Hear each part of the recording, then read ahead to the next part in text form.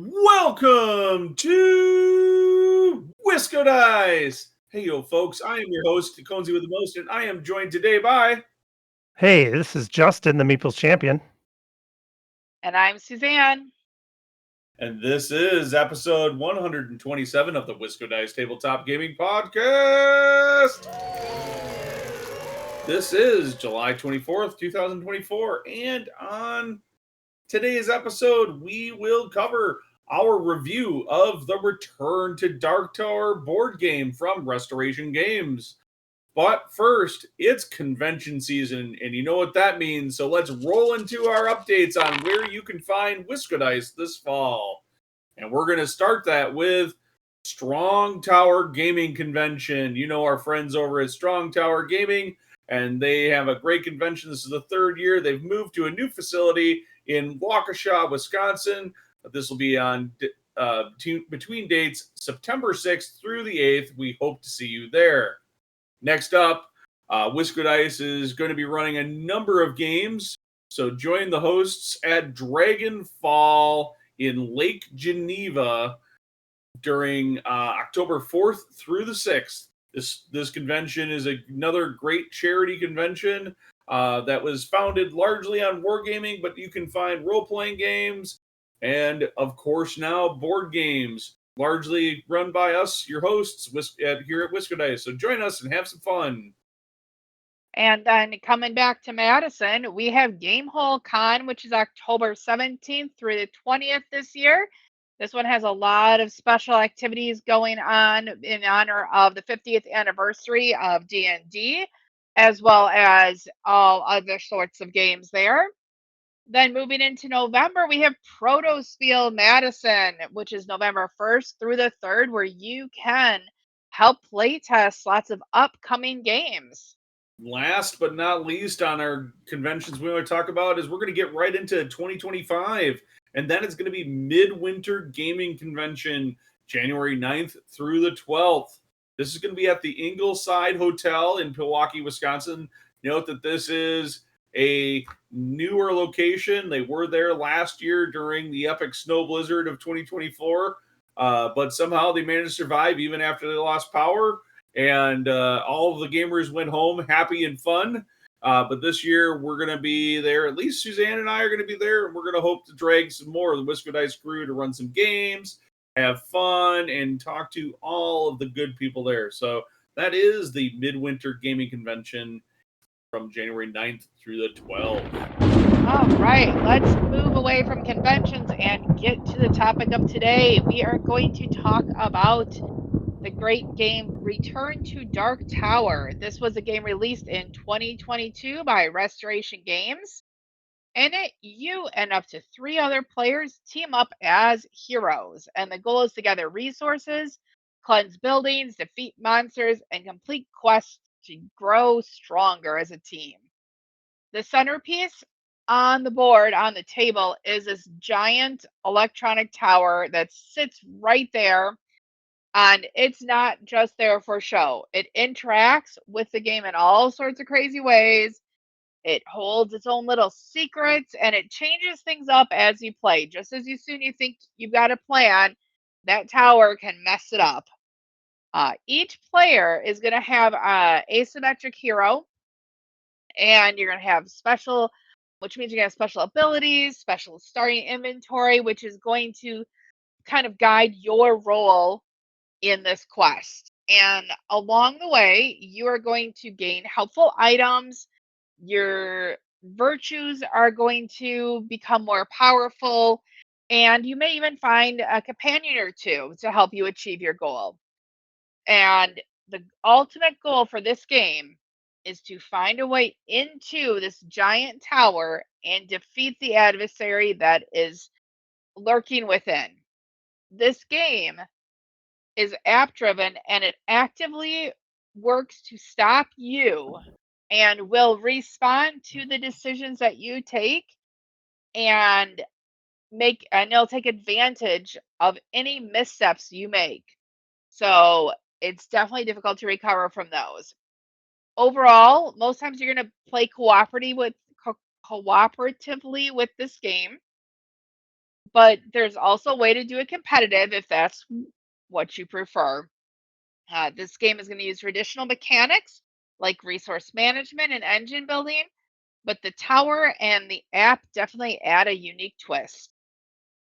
One other thing I wanted to point out, this is a remake of the classic 1980s board game Dark Tower, and it is also not affiliated in any way with Stephen King's Dark Tower, the book or the series, which is something that confused me the first time I played it. So no relation to the Stephen King property at all.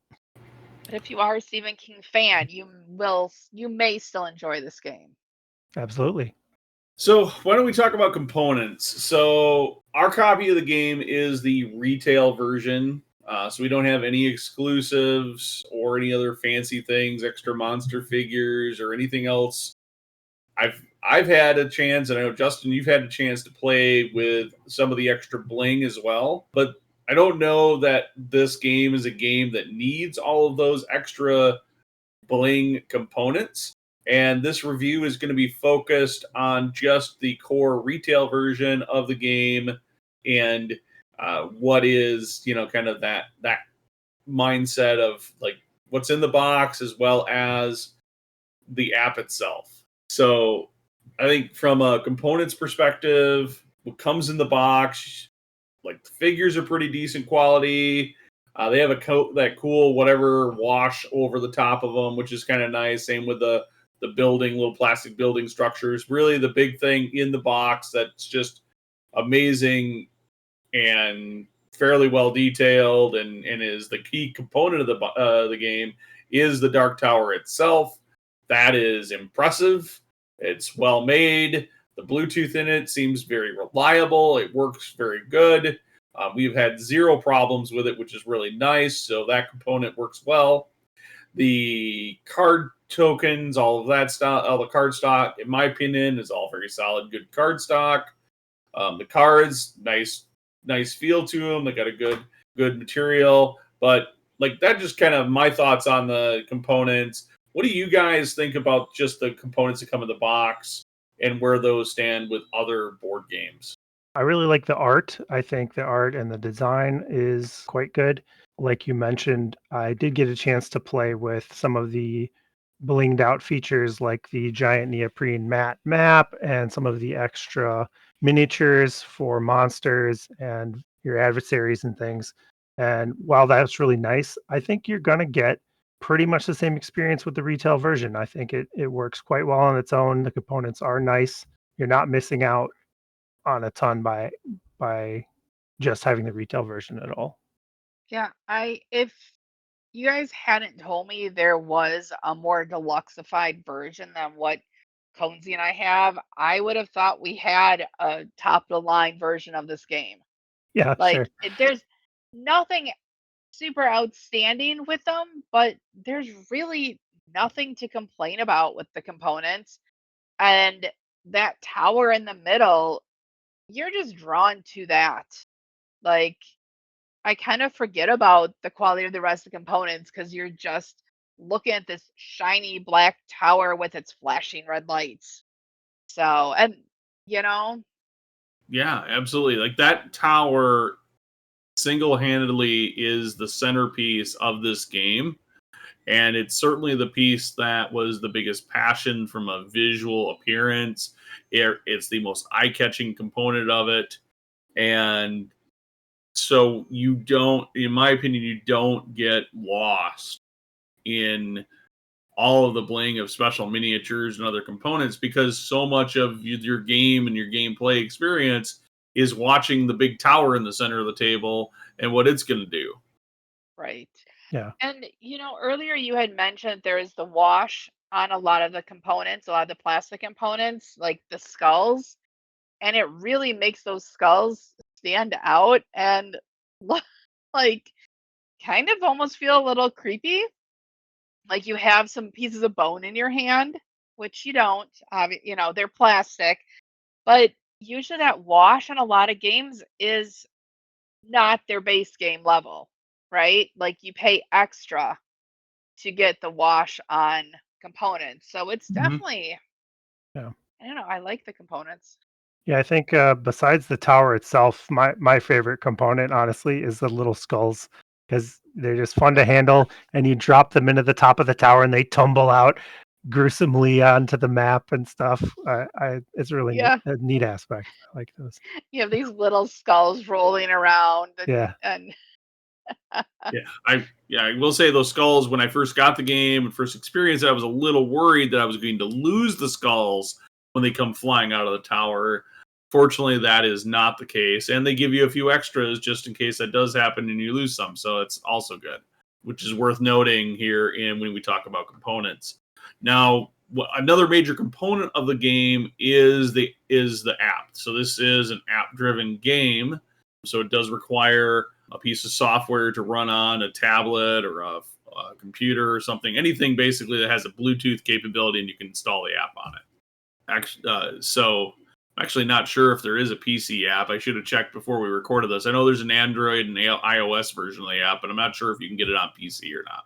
nope, it's only Android. It's only Android and iOS. I was checking on their website. So I typically play this with my tablet when we're playing here, because it gives us a little bigger screen, like makes it a little easier for the other players to interact with it.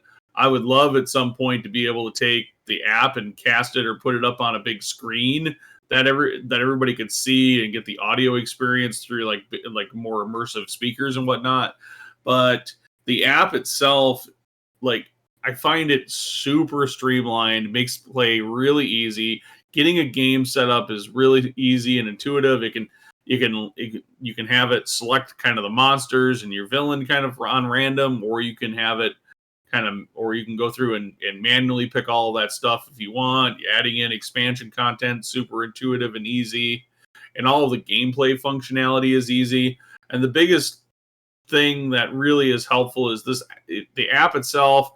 Bluetooth connects to the tower itself, and then so the app can control an actual game component that's on your tabletop, which is it's absolutely key. This game doesn't work without the app, so all of your fears of an app going away or whatever is certainly a challenge. If for some reason they didn't decide to update this app in 20 years, sorry, you have unfortunately, unlike the core original Dark Tower game, this game might be a paperweight in 20 years if you can't use the app anymore, and that's unfortunate. Yeah, it'd be nice if there was something you could download, program you could download at some point so that you had it on your device instead of having to use the app and stay connected to them.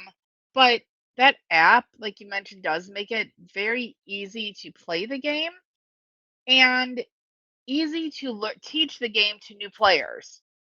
So, because the app walks you through so much and it provides that story, it's like having an AI player without having to do all that work for the AI player too. Yeah, absolutely.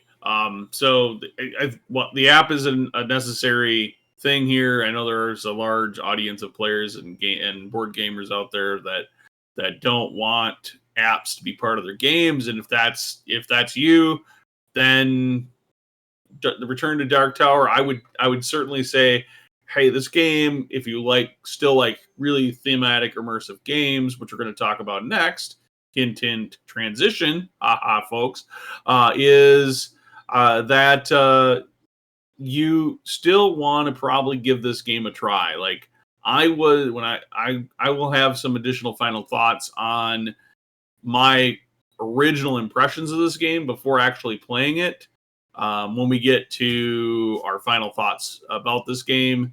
But let's just say that I was probably in a lot of people in what my initial impression was for Return to Dark Tower. But Justin, you've taught this game, I believe, to at least you taught it to our daughter one day and had the app. How was it? It was a team effort between me and our friend Shane. Yeah. But really, the rule book is easy to read, and it was easy to teach, and the app helps with all of the setup, and it helps with the pace of the game and the turns you're taking as you progress through different months. So it's not that hard. I'd only played a couple times, and I was able to sit down and read the rules a little and get through essentially a teach in a short amount of time. So yeah, I think that aspect of it is well done as well. But really, I think the biggest piece of this game is theme and immersion. This game is all about theme. The first and most obvious element that we've talked about is the tower itself. It's massive. It looms over the game board with an ominous presence. I mean, how big is that tower actually? Is it like a foot tall? It's Oh, like it's more like 18 inches, I I, think. I think it's like somewhere like 12 to It's 15 over a inches. foot. Yeah, I think it's over a foot. Yeah, it's big. Yeah. So it dominates your play area. Yeah. I'm measuring here on my recording desk how big Okay. it is. Definitely Um, over a foot. so it's looming over the board, and you kind of come to fear the tower as you play, because every time at the end of all of your turns, you're dropping a skull into the tower, and that skull goes in there, and it might hide in there for a while, but then at some point the tower is going to activate and rotate, and you'll remove a piece of it, and those skulls just come dumping out and come into your region and start making trouble for you. So that every time you deal with the tower, something bad is going to happen. Is Uh, is is what it yeah, comes to. absolutely. It's the tower itself, the dark tower itself is just this massive, ominous, dark kind of black, kind of tinted plastic material that just creates this massive table presence right away. Like it's so eye catching, but not on top of that, it's almost intimidating, and it also factors into gameplay a little bit because it's such a central point and it's so large and it's in the center of the game board. Sometimes, like if you're on like one side of the table, I can't see what's going on sometimes on the other side of the table. So they Yeah. have this like fog of war thing. I'm like, I got to kind of trust on what my other players are seeing and interpreting the board, just because the tower itself while it is influencing its power, the shadows of the dark tower are influencing you in the game. It's really pretty cool. Yeah. I think the second big piece of the app does a very good job of setting the theme for the game as well. You've got music playing, sounds, plenty of flavor text that all are working to keep you immersed in the game. You'll often read text describing what the main villain is doing or what terrors the roaming monsters are inflicting on the world. And those short narratives usually translate directly into some kind of gameplay effect. So the flavor that you're reading isn't just dressing, this is something happening in your game and you're going to have to deal with it now. Yeah, it totally does. Like it'll hint at like something bad is going to happen if you don't do X, or if you don't go to this quest, you might lose a thing or you might gain an advantage. And all of those hints are really subtle, but after you've played it a couple of times, you really pick up on, okay, the story is hinting at things that I probably, do we really need to do that? Because the hint is, yeah, it doesn't sound that ominous. We're good. Or, that sounds terrible. We need to address that. Yeah. And I think Yeah. the actions that you're taking during the game support the theme really well as well. Whether you're, going to the local village to gather warriors, which basically makes it easier for you to fight monsters or to go through dungeons, or you might be traveling to the market in your region to get some items, some ways to power up your character to help you fight monsters and delve into those dungeons. Just moving around the map and running around under the shadow of the dark tower, it feels a little bit thematic on its own. So the choices Yeah. you get to make really support that theme as well. Yeah. So with that theme, the skulls are supposed to represent corruption, right? Yes.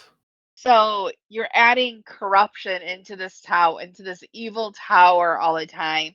But also one of the actions is to cleanse the citadels. And so you're taking off the corruption. You're cleansing when you're at this, and you're taking the corruption off and out of all these towns to make them better for you to be in and everything. So yeah, that theme with those actions definitely does come through in this game.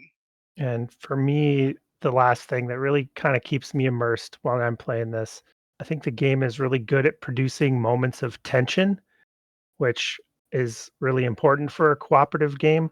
There's always multiple threats, multiple quests and objectives that you have to pursue, and it's not clear exactly the right path to take.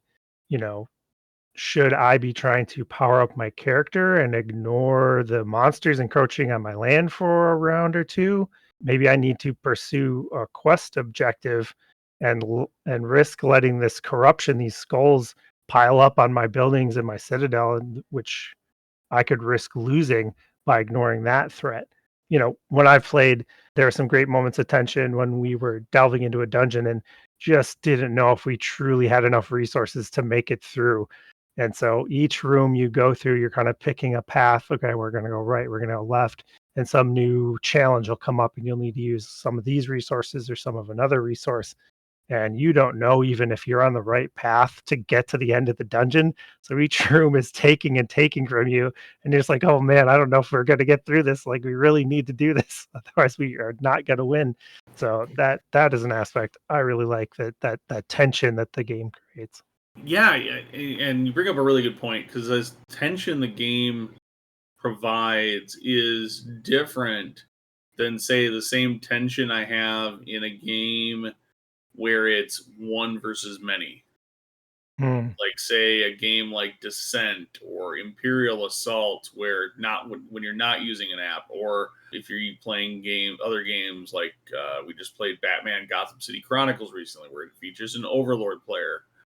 And because you're all at the table, not knowing 100% exactly what's going to happen next on the decisions, versus looking at sitting at the table, looking at, okay, well, I know who's in that driver's seat for the bad guys.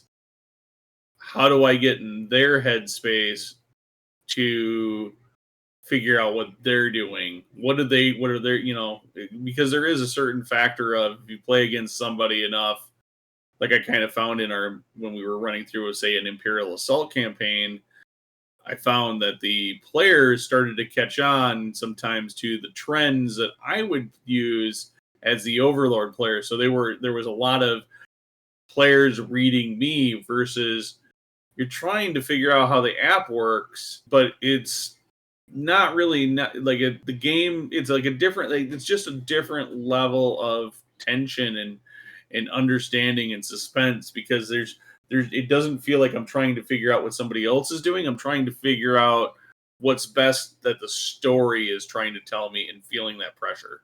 Yeah. So big time theme is a big part of this game, but why don't we get into the gameplay aspect of it as well here. First off, I just want to say I think it's important to understand that the game is meant to be difficult. It gives you a lot of freedom in how you can approach the different challenges that it poses to you and the different objectives it gives you, but it throws a lot at you at once. And it is constantly ramping up those threats. Monsters get stronger and stronger. I think they start out, well, there's terms for it. Like, they start out as sort of dangerous, but they can advance to like savage and deadly as the game progresses. And then the tower itself becomes more and more of a threat. As the game progresses, you'll like take components off of the tower, opening up new spots for these corruption skulls to fall out and ruin your areas and stuff. So it's always ramping up the pressure on you. So it can be a hard game to win. It definitely can be a hard game to win, but when you win, it just feels that much better because you know you've been fighting the entire time for this. Mhm. And I have not felt bad when I've lost this game, which I've done several times. It's disappointing because you're like, oh my gosh, I was so close. But it's always so fun to see how far you can go, what you can overcome. And if it was so easy that you were like always winning it, it would just not be as satisfying when you finally did. So I don't know. Yeah, I like it it as a challenge. it also fits the theme of the game, I think, too, to make it be difficult and real challenging. Another aspect of the gameplay I like I like the freedom of choices that you have on your turn. There aren't a huge number of actions that you choose from, but there's enough to still give you some interesting decisions. Like I said, you spend some rounds powering up your character so that you can eventually go take on one of these more challenging dungeons, or do you need to deal with these monster threats immediately before they start ramping up and causing real problems in your game? Yes. So those monsters, you are doing combat against them. And that's one thing I did enjoy with this system is the combat system that it has where you are having these virtual cards that the app is picking from. So each foe has its deck of cards that it picks from. You have no clue as a player what's all in there unless you've played this game so many times. But you choose some that you're going to fight against, and then you're going to see what your potential consequences are. And you use advantages that your hero has or has gained to kind of mitigate or modify these results. So there is some unpredictability in there, which is going to happen in any real life fight, right? You don't always know what your opponent's going to do, but you have a way to overcome it. Yeah, I do like the fact that the game allows you, as you're playing the game and building out your character and getting things, you know certain villains and monsters are going to be maybe a little bit weaker against certain types of attacks or certain abilities, or maybe even certain locations where you can get additional advantages. And so, what the game uses is kind of this advantage based system. So, you calculate as you go into a fight, okay, this monster is weak against these two things. How many of those things do you have? You get an advantage for each one of those things. If you happen to be fighting on a terrain type that favors you, maybe you get an advantage. Maybe you have some other things. You have wild advantages. So you count up a number of these advantages you have, and that will help you mitigate like the difficulty or the bad effects of some of these virtual cards, which I find really cool. And I think for the individual monster decks, this is a really cool thing, and you could emulate that pretty easily with just standard decks of cards at the tabletop. But when it gets to like the main master villain, always has like the same set of cards, but if you don't defeat the master villain, if you go and attack it, like the end boss, your results, the app tracks which cards you picked and how your results impacted that card. So if you use if my turn, I use 2 advantages on one of those cards, the next player that fights that boss, if they select that same card, will get the advantage of having that card weakened. Now, that's not something I know an effective way to build into a board game mechanic. So it's an excellent example of how the app allows some really what would be kind of painful bookkeeping without an app on components like cards, but allows you as a group to contribute to the overall defeat of the boss should you be able to overcome and win the game. That's really cool. I wasn't aware of that aspect. That's really neat. That's a big part of fighting the boss. Now, most of the time, I think most games I've played, if the boss is defeated, it's probably defeated on the first person to attack him.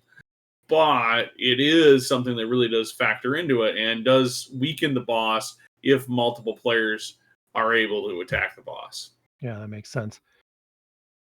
That actually leads me to a small critique I do have with the gameplay of this game, and that is that on your turn, you're pretty much acting alone. This is a cooperative game, but when you go up into a fight with a monster, the advantages that you bring with your character is pretty much all you're gonna get.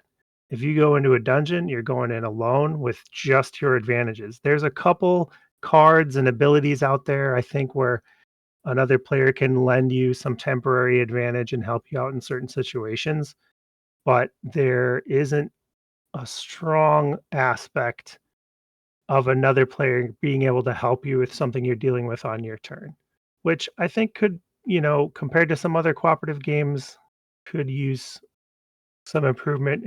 It's not a big critique against the game, but it's just something that I noticed. Yeah, I think I know what you mean, because I think it would be nice if, as a player, if you're at the same location another player is, and they're gonna go, and then that player triggers, say, to go do a dungeon at that location, that you should get like maybe a little health bonus or something out of Right. that, something to throw in there. But I'm as you're mentioning it, I'm kind of struggling to think of another game that effectively pulls this off, with the exception of, like, say, Conan or Batman Gotham City Chronicles, from both games from Monolith. I'm really struggling to think of another, like, one versus many game or a cooperative board game that really takes advantage of that significantly. Like, if you think about like a classic game like Pandemic, where it's a cooperative against the game. Like, when I'm taking my turn in Pandemic, my turn is my turn. Like, we are collaboratively trying to like make decisions about what maybe I do on my turn to overcome the challenge of the game, but I'm very much left on my own. So I think maybe part of that, what you're saying, also might be reflected in, there does tend to be a touch of downtime between player turns. And so that gap of like not being necessarily engaged feels maybe a little bit different. It's not as bad as some games, but it's certainly there. Also, I would kind of wonder if, like, the fact of that tower being so big in the center of the table, sometimes even when you're seated and you're on the opposite side of the table of the other players, it's sometimes like you have this wall almost of this shadow of the tower that's kind of playing a factor, and so you feel this wall of separation from the other players almost. It's interesting how that's coming in. You kind of talk about the theme and how that's affecting gameplay. I kind of wonder if that's part of what they were trying to go for. You're kind of isolated and Yeah. If you look at the map, you're in these towns and these quadrants. Like each hero is just really spread out. But if you are playing where you are working together, having some sort of bonus, like in Spirit Island, you get a bonus if you've got your essence, like, closer to another player's. And in their card games, but like Sentinels and Marvel Champions, when something's happening to the other player, a lot of times you have cards that can affect them and help them. So, True. yeah. It's funny you mentioned Pandemic because that's what I was thinking about when I was trying to think of another co-op game that did a little more with interaction, where there's sort of direct interaction between the players' abilities that they have. Like, I want to get my cards to the scientist because they're better at doing research. They can do it quicker. So there's a reason for me to go interact with them. You can trade items and equipment in this game if you're in the same location as somebody, but unless you have a real good reason for doing that, I don't think you would do that very often. So there's just a small bit of interaction, I think, that maybe we're just not playing the game right either, and we need to be interacting more. I mean, how much of that carries over from, because this is a game that's basically a modern remake of Yeah. a classic game, and it very much is. I mean, I've never played the original Dark Tower.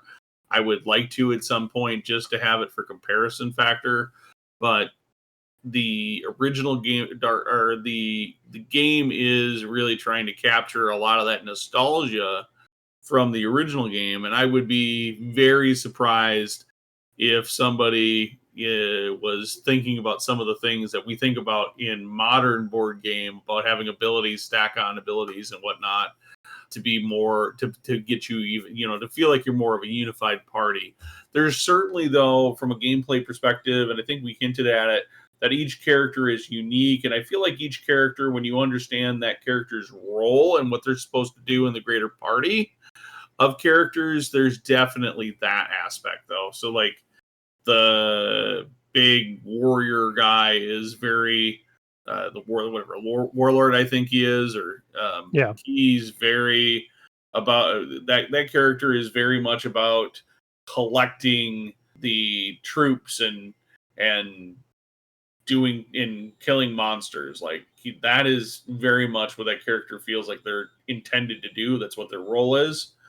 Whereas the Scion, the green character, is very much more about cleansing and the spirit side of the game, the character. So each of these characters, like when they're kind of playing off of each other's strengths and weaknesses, and if you can identify that, you can kind of put that together to more effectively play the game. And I think that also becomes a greater factor when you play with some of the expansion content, which gives you more characters to choose from. So now you have this collaborative thought process of which characters to take as a group before you start the game on whatever mission or scenario you're going to play. Any other thoughts about the gameplay? Oh, I think we covered all my thoughts. There's a They've lot all to leaked out. digest. They've all leaked out. As soon as we stop recording this podcast, though, I'm sure I will have tons more. Probably. I will say, for those of you listening, if you have any thoughts you want to share with us about this game, hop over to our social media. We're on Threads, Instagram, and Facebook, as well as our Discord server. And let us know, because I would really like to hear what other people think of Return to Dark Tower. Yeah. So with that, let's get into our final thoughts and our overall ratings for this game. And here at WiscoDice, we use a scale of 1 to 10 to rate games, with 10 being an epic, heroic victory of amazing fashion that the bards will be telling of from decades from now. Where 1 would be where you're playing the game and all of the skulls, all 24 of them that you're playing with, come tumbling out of the Dark Tower and crush you in an epic disaster that sends you crying in your sleep from all of the sorrow of losing the world and kingdom in the game. So, Justin, why don't you kick it off? Why don't you tell us what you thought of it? How did you rate this game? For me, Return to Dark Tower is rolling an 8. The theme is strong and engaging. It can create these great moments of tension, and it will often reward taking risks. Gameplay is easy to learn, but it's still challenging to win the game. And as a good co-op game should, it requires communication and planning as a team to succeed most of the time. And I just really enjoy the overall experience, the theme, the immersion, the challenge. And also, I think there is enough variability with the setup that you could have a unique experience every time you're playing this game. The app really does a good job of that. So it's an 8 for me. All right. And I also am rolling an 8 for this one, too. Like, for a lot of the same reasons that Justin had.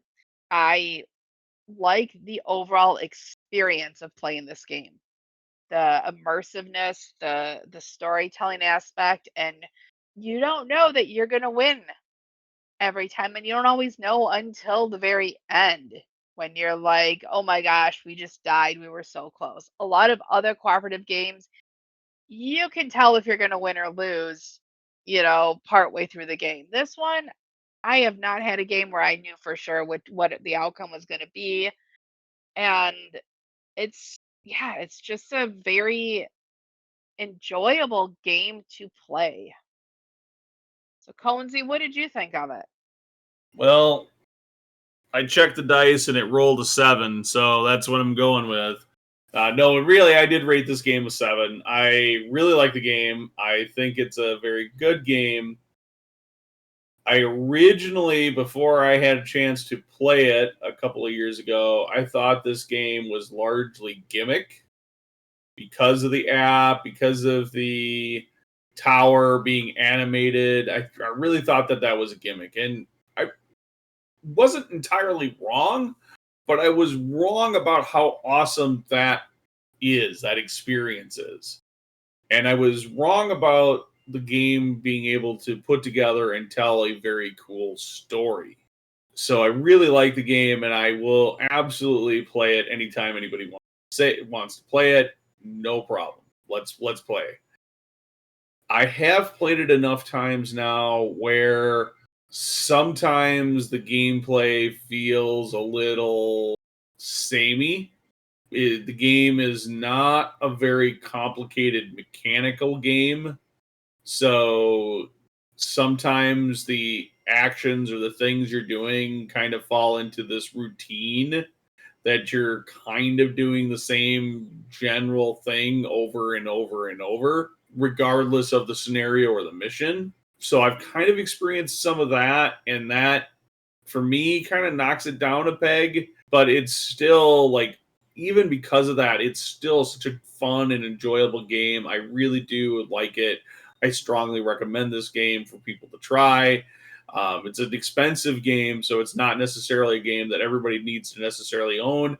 But if you have a copy of it within your game group and you have a chance to play it on an occasion or two, like maybe every month or two or whatever, I think you'll get a lot out of it. I think it's worth it. Okay, well, with that, I think we kind of hit a show. We've got everything we wanted to talk about for Return to Dark Tower. So if you enjoyed Return to Dark Tower, or if you're interested in the game, hopefully this helped you get a feel for wanting to decide if you'd want to own a copy of it, or if you want to play it. We certainly recommend it. I think all of us recommend giving this game a try if you like that immersive, cooperative, story kind of narrative game. If you have gotten a chance to play it, drop us a note over on our social media. Just like Suzanne said, we're over on Facebook, Instagram, Threads now. We just started doing that. We're over on X, or of course, if you didn't know, we do have our own Discord, so you can pop on to our Discord. All the links are in the show notes for this episode over at WiscoDice.com. What was that website, Justin? WiscoDice.com. I'm not sure. Suzanne, can you help me out here? Oh my gosh, really? WiscoDice.com. All right. Well, and with that, until next time, folks, peace out.